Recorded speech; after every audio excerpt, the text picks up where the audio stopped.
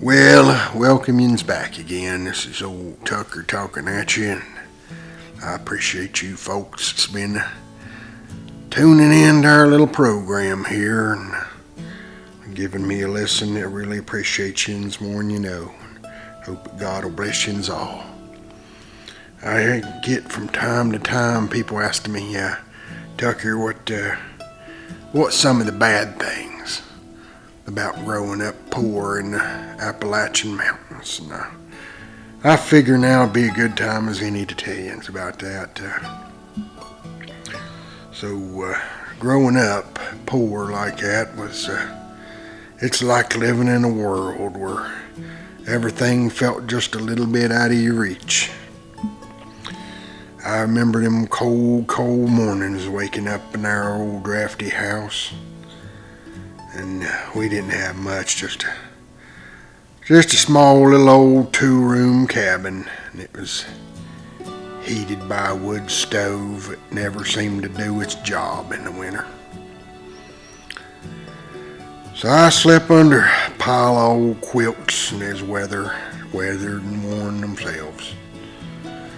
But even with those, I still woke up with frost on the windows and a chill deep in my bones.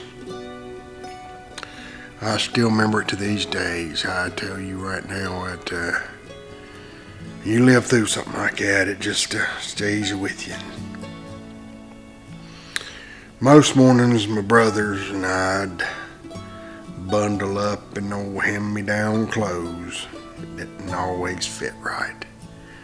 I guess actually they usually didn't fit right. My shoes were so worn that cardboard was stuffed in the soles as the only thing separating me and the dirt. Tell you what, and that wore out awful quick, as you can imagine.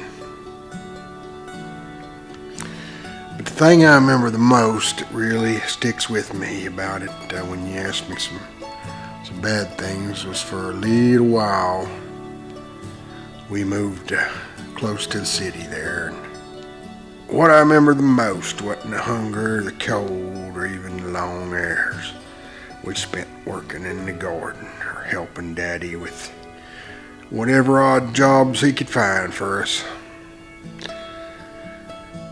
Part that got me the worst was when for that little old time we lived near the city, the worst part was that shame. I always felt it. As the first time we moved and knew we was poor. It gnawed at me every time I walked into school.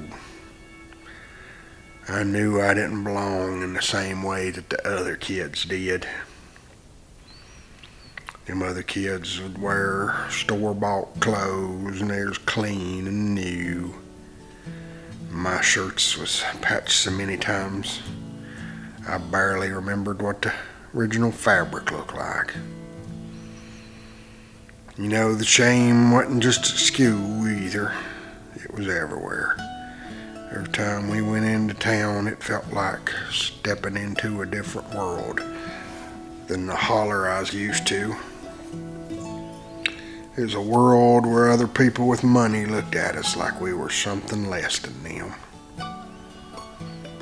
I remember them old storekeepers, and they was just eyeballing us when we walked in, just waiting to see if we'd ask for credit, or even worse, maybe we'd think about stealing something. They didn't need to worry about that. There wasn't no way my daddy'd let us take anything we didn't earn. He wouldn't let us take something we couldn't pay for, no matter how bad things had gotten.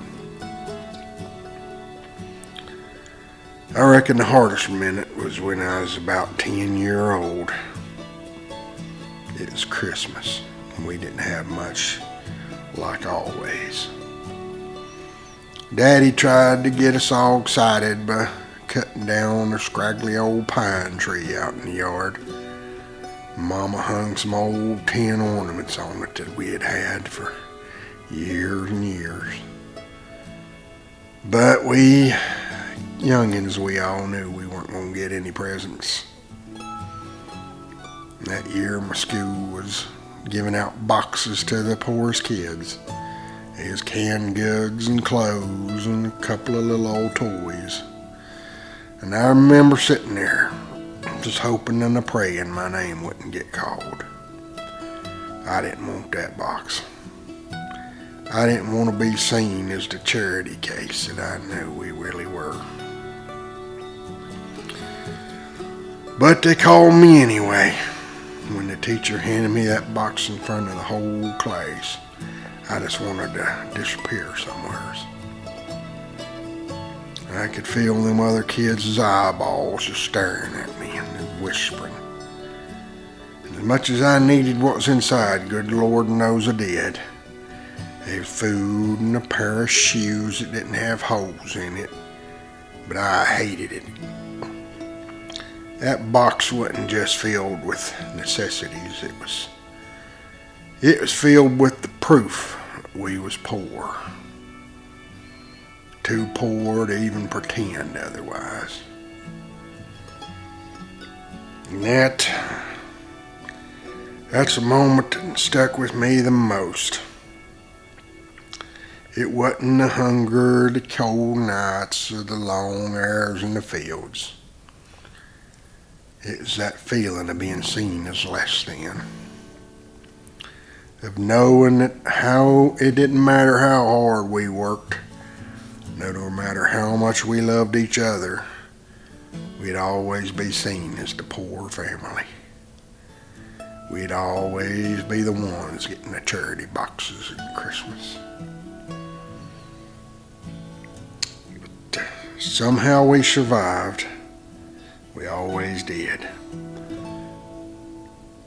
Mommy and Daddy did everything they could to keep us fed and to teach us pride and strength, even when there wasn't much to be proud of. They taught me how to hold my head high, even when life had tried to beat me down. In the end, that's really what got us through. The land, family, and that unbreakable will to keep on going, no matter how hard it got. That's what got us through. So I hope that answered your questions about the hardest thing about growing up poor.